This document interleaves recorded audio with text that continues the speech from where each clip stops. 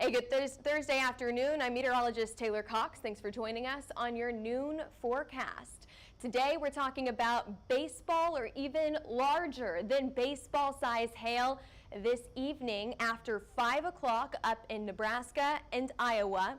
Texas to Michigan in the path for storms tomorrow. All hazards on the board here, including that large hail, tornado threat, and high wind threat. Southern storms on Saturday and Sunday, so those southern states need to be weather aware for your eastern weekend. I already see some people commenting. You can see that comment section in the bottom of the screen, so let me know where you're watching from today. Are you watching from an area that could get storms? I'm starting once again with this significant hail model today because I think that it's important for you to know where to watch for storms over the next few days. Just right off the bat, we're going to jump right into it here. Minneapolis to Omaha, including Des Moines, that's where you're going to see some of the largest hailstones today. Yeah, Minnesota included in this hail risk, especially the southern side of the state. I think absolutely we'll get some hail today, and we'll talk about those sizes in just a minute. For tomorrow, we've got two areas that I'm going to outline for larger hailstones, one up to the north, another down to the south. And yes, Dallas included in that hail risk for tomorrow. Friday from Texas all the way up to Michigan in the path for storms. Now let's talk about yesterday, then we'll get into the forecast for today, tomorrow, Saturday, Sunday. We have day after day for storm risks in the forecast. Yesterday, it was pretty quiet until the very end of the day, and even early this morning, we saw some of those larger hailstones out of Dodge City to Wichita. So just outside of Dodge City here, not a ton of population in this area, but a little bit more highly populated area. About an hour outside of Kansas City, we saw up to up to ping pong ball size hailstones in this area. I think it was Lynn. The city of Lynn, Kansas is where we saw some of those larger hailstones. So that was early this morning. Now we're quiet for now. By about 5 o'clock this evening, you're going to see this system come through, producing those larger hailstones anywhere from Lincoln to Omaha to Des Moines. Temperatures today above average. It was so nice whenever I got out to walk my dog this morning. I didn't need a jacket. It was very, very warm and comfortable out there. But look, you can see the winds of change in the forecast as those colder temperatures will start moving into the plains by Friday, Saturday, and Sunday. Colder air moving down into the central portion of the U.S., making you have to pull out your jacket for all of those Easter festivities this weekend. Headed to an egg hunt? Bring that jacket. Moving on to that chance for storms today. Did you see that low pressure system? Right up here in between South Dakota, Nebraska, Iowa, and Minnesota. That's where that low pressure system is sitting. Now, the closer we can get to that low, the better chances for strong storms. We're going to see some really good shear up here with some colder air in the upper levels of the atmosphere. Perfect conditions for large hailstones. Nothing severe right now. We've got some light rain outside of St. Louis right now. Dry up to the north and east, dry down to the south, mostly dry out to the west. Moving on to temperatures. 78 right now in Oklahoma City, 72 in Kansas City. Cooler temperatures up in Minneapolis in the mid-60s, but nothing to complain about there. 71 in Denver. What a gorgeous day in Denver. Yes, the risk has been upgraded to an enhanced level 3 risk, highlighted in orange. That includes Omaha and Des Moines. That level 2 risk highlighted in yellow, that's a slight risk, and then in Minneapolis, that level 1 risk. Okay, so let's talk about timeline. First people to get storms today, Minneapolis. I think anytime after about 3 to 4 o'clock, you'll see those storms fire up. Just outside, just to the west of the city, coming into the city around 5 o'clock. Then this line of storms will slowly unzip to the south. Now, could we have a few eager storms out in front of this line? Yes, keep an eye on those. We're talking about southern Minnesota, northern Iowa, maybe as far south as central Iowa for some of those eager storms out in front of this initial line. Keep an eye on those storms.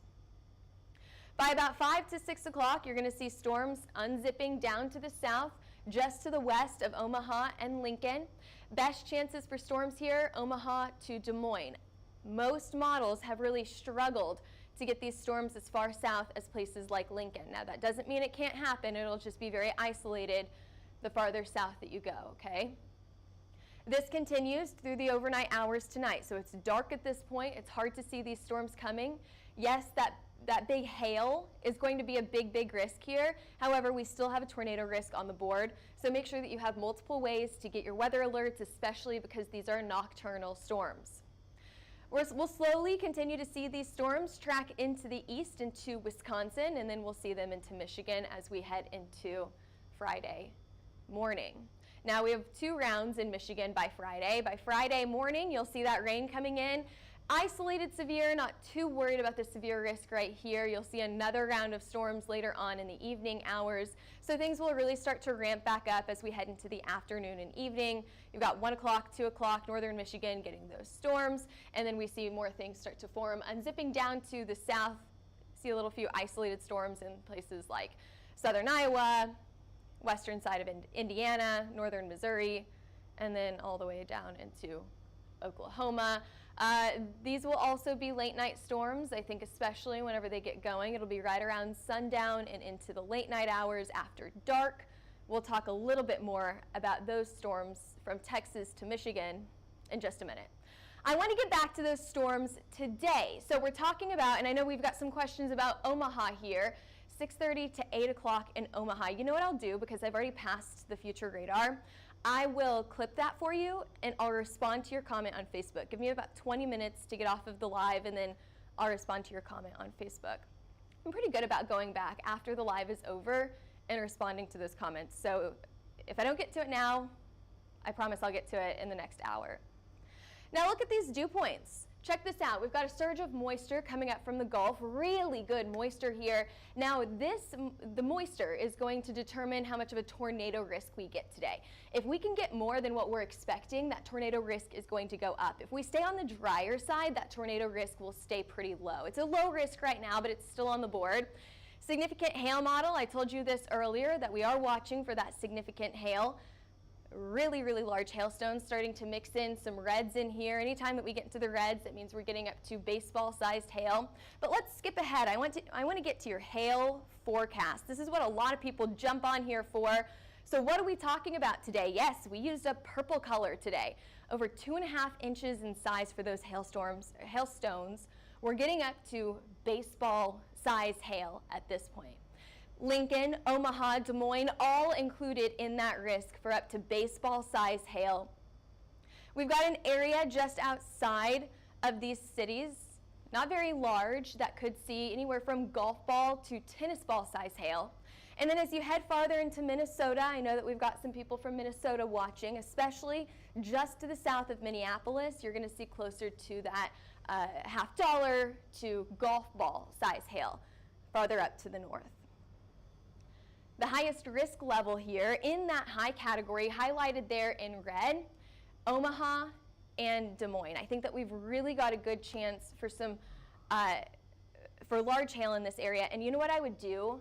If we would put cities going up the highway here in this area, like right here, if I could draw like a square from to the north of Omaha to the north of Des Moines, right in there, I would put this all in that high category right here.